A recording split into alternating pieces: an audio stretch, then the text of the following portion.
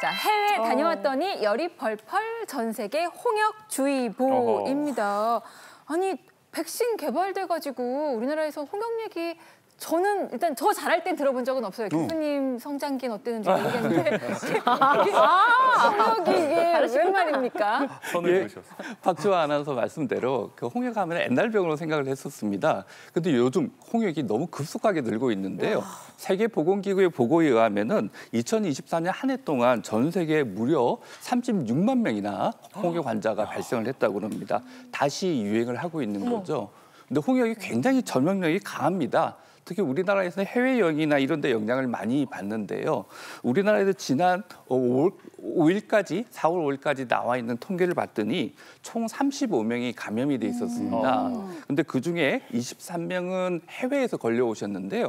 그중에 22명이 베트남, 한 명이 우즈베키스탄에서 이제 감염이 됐다고 그러고 또 이분들이 들어와서 감염을 여러 주변에 이렇게 퍼뜨리게 되는데 그렇게 한 12명 정도가 발생한 상태입니다. 이게 늘고 있죠. 근데 이게 홍역이 제가 알기로 뭐 열 나고 발진 생기고 이런 거로 알고 있는데 이게 왜 무서운 건지랑 아이들에게 생기면 혹시 합병증 같은 게 좀 있나요? 예, 그렇죠. 홍역은 심각한 합병증을 유발할 수 있는 위험한 감염병입니다. 특히 어린이라든지 면역력이 약한 성인들한테는 폐렴 또는 뭐 중이염, 설사, 급성뇌염 같은 심각한 합병증을 유발할 수가 있습니다. 초기에는 감기 비슷한 증상으로 열이 나고 기침하고 이러다가 좀 진행이 되면 얼굴에서부터 화면에 보시듯이 몸통 팔다리로 발진이 생기게 됩니다. 이러한 증상이 나타나면 이제 우리가 홍역을 알 수가 있는데 그래서 최대한 홍역 유행 국가에는 방문을 자제하시고요. 꼭 가셔야 한다면 출국 4주 전에 MMR 백신을 맞으셔야 되겠습니다.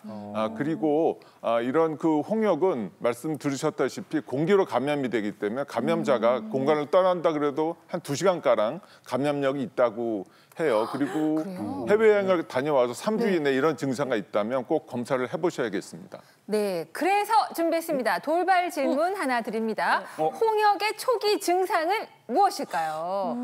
우리가 잘 모르니까 사람들이 잘 몰라요. 초기 증상, 진짜 본 적이 없으니까 좀 특이한 거. 이게 빨간 게 뭐 많았으니까 코피가 난다. 그렇게 많이 빨개지는구나. 콧속이 빨개지는 거죠. 아니 근데 저는 콧속이 빨개진다. 저는 왠지 몸살기나 아니면은 습진처럼 뭐가 이렇게 딱 보이지 않을까? 글쎄 저는 이게 사람들이 잘 모르는 증상이라는 게 약간 힌트일 것 같거든요. 사람들이 잘 모르는 치질? 치질로 홍역. 너무 그러면은 했다. 홍역이니까 홍조? 안면 홍조 이렇게 빨개지는 거? 열이 나서? 이거 좀 낫네요. 역시 사람들이 잘 모르고 있습니다. 네. 사람들이 잘 모르는 홍역의 초기 증상은 바로 이것입니다. 2장의 사진 준비했습니다. 결막염 그리고 입속에 생기는 흰 반점이라고요. 예, 맞습니다. 열나고 피부 반점 생기면 홍역 아닌가 생각하시는데요. 초기에 또 알 수 있는 방법 중에 하나가 이제 기침, 콧물 이런 게 있는데 결막염이 같이 있고 화면에 나오고 있죠. 저는 결막염이 있으면서 누급도 많이 끼고 이런 경우에 우리가 홍역을 의심할 수도 있습니다. 그래서 애들이 이런 증상이 같이 결막염을 동반하고 있었고 주변에 열이 나거나 이러면 혹시 홍역 아닌가 의심해 볼 만하고요. 또 다른 증상 중에 하나가 그림에도 나오듯이 입안에 작은 흰 반점들이 보이죠. 저런 것들도 초기 그 진단에 도움이 되기 때문에 한번 살펴보실 필요가 있을 것 같습니다. 네, 정말 전염력이 강하기 때문에 조심해야겠다 생각이 들어요. 진짜 아이들 같은 경우에는 백신 접종도 꼭 필요할 것 같고 혹시 이 동남아의 이런 홍역 발병 국가를 다녀오신 분들이라면 발열, 결막염, 눈에 반점 있는지 꼭 확인을 하셔야겠습니다. 네, 자 계속해서 오늘의 두 번째 한 뉴스 보겠습니다. 주세요.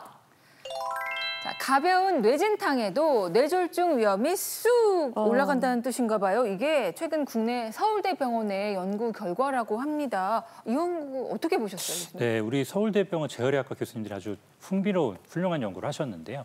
우리나라 사람 100만 명 대상으로 외상성 뇌손상이 있던 분들하고 없던 분들을 추적 관찰을 해보니까 50세 미만인 분들을 대상으로 조사를 했는데도 향후에 외상성 뇌손상이 있었던 분들이 뇌졸중의 위험성이 증가되더라. 거의 2배 가까이 증가되라는 연구 결과를 발표하신 바가 있습니다. 뇌를 다치면 당연히 뇌졸중 위험성이 증가되는 게 아닌가 생각하실 수 있는데 이 연구자분들은 1년 뒤에도 그러니까 병이 생기고 사건이 생긴 이후 1년 뒤에도 추적 관찰을 했을 때도 유의하게 뇌졸중 발생 위험이 높아졌다고 보여주셨기 때문에 아주 흥미로운 결과라고 할 수가 있습니다. 야, 이게 참 듣다 보니까요. 어릴 적에 이렇게 머리 때리면은 머리 맞으면 IQ 떨어진다고 머리 나빠진다고 그런 얘기를 많이 들었는데 그 말이 진짜 같아요. 어제 꿀밤 조금만 덜 맞았어도 내가 좀 더 똑똑해졌을 것 같아요. 에이. 아, 근데 저도 어릴 때 친구들이랑 이렇게 딱밤 때리기 이거 좀만 더 했어도 제가 정말 천재 소리 듣는 건데 이게 딱밤을 좀 덜 아이, 맞았어야 천재 같다, 되는데. 진짜. 네. 아 근데 정말로 이게 큰 충격을 받지 않더라도 자주 이렇게 머리를 부딪히거나 하면은 뇌졸중염이 야. 높아질 수 있다는 거잖아요. 아니 아무리 그래도 뭐 이 딱밤. 딱밤이나 뭐 꿀밤 정도로 많이 맞아도 되겠습니까? 네. 뇌 진탕 뭡니까? 이름부터 진탕이에요. 진탕 그냥 진짜 탁 이렇게 머리 부딪혀야만 자주 부딪혀야만 이렇게 뇌졸중이 오는 거 아닌지 그냥 이렇게 가볍게 부딪혀서 뇌진탕이라고 할 수 있는 거예요? 이 뇌진탕의 의학 용어로는 이제 외부의 물리적인 충격에 의해서 뇌 기능이 일시적으로 정지하거나 기능이 잘 안 되는 경우들을 얘기를 합니다. 그런데 이 뇌진탕도 아주 센 큰 자극이 아니더라도 가벼운 이런 자극에도 올 수가 있고 넘어지거나 아니면 이게 뇌가 이게 흔들리는 상황에서도 이런 뇌진탕이 올 수가 있습니다. 대개는 이런 뇌출혈이나 뭐 이런 뇌골절이나 이런 게 없이도 생길 수가 있고 일시적인 거기 때문에 시간이 지나면 대부분 좋아지십니다. 하지만 뇌진탕이 계속 오랫동안 후유증이 반복되시거나 수주, 수개월 이상 지속되는 경우는 지속 뇌진탕 증후군이라고도 하고 반복적으로 뇌진탕에 노출이 됐을 때는 향후에 인지기능 저하나 치매 발생이랑 위험성과 연관이 돼 있기 때문에 주의하실 필요가 있습니다. 네. 그러니까 뇌가 원래 굉장히 중요한 건 다 알고 있잖아요. 그래가지고 우리 인체가 신비스럽게도 이 뼈로 보호를 하고 있잖아요. 딱딱한 뼈로. 근데 이제 깨질 정도 충격이 아닌데도 이게 뇌에 이렇게 큰 충격을 준다는 뜻일까요? 왜 그런 걸까요? 예, 그렇습니다. 우리 뇌 조직은 머리뼈, 두개골로 이렇게 보호가 되고 있는데요.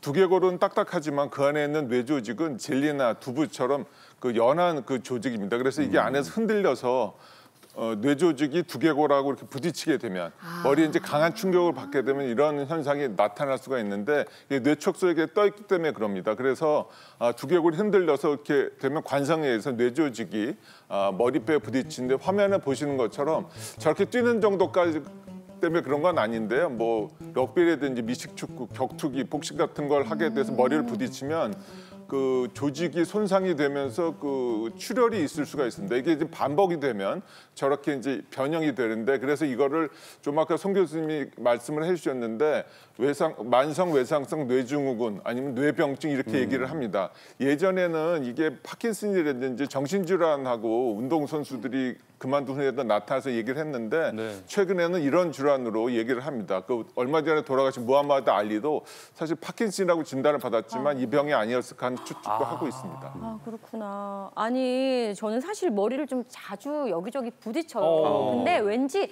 머리숱이 되게 많은데 이게 헬멧 역할을 좀 해줘가지고 보호해준 거 아닌가 하는 생각이 드는데 각별히 부딪히는 거를 조심하던지 뭐 헬멧을 좀 사던지 해야 될 것 같아요. 아, 모양도 좀 헬멧 모양이긴 해요. 그죠? 샀어요. 머리가? 벗어나요. 그렇죠. 이렇게 두께도 김밥 두꺼워 모양으로 보이고. 하나 그렇죠. 엄청 제작을 하시면 좋을 것 같은데 저는 사실 머리가 좀 단단한 편이라서 네. 아무리 부딪혀도 멀쩡하긴 하거든요.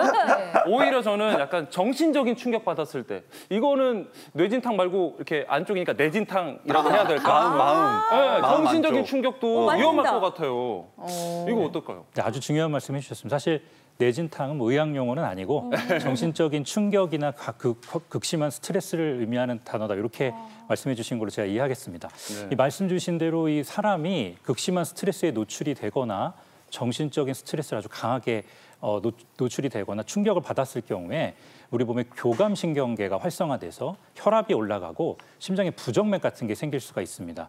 그리고 호르몬 균형이 깨져가지고 염증 반응이 심해지고 동맥경화도 심해질 수가 있고 특히 갑작스럽게 혈전 같은 게 생겨서 심근경색이나 특히 뇌졸중이 생길 가능성이 높아지게 됩니다. 그래서 뇌진탕 이외에도 정신적인 충격도 또 극심한 스트레스도 뇌졸중의 위험성을 높일 수 있다는 정도로 이해해 주시면 좋을 것 같습니다.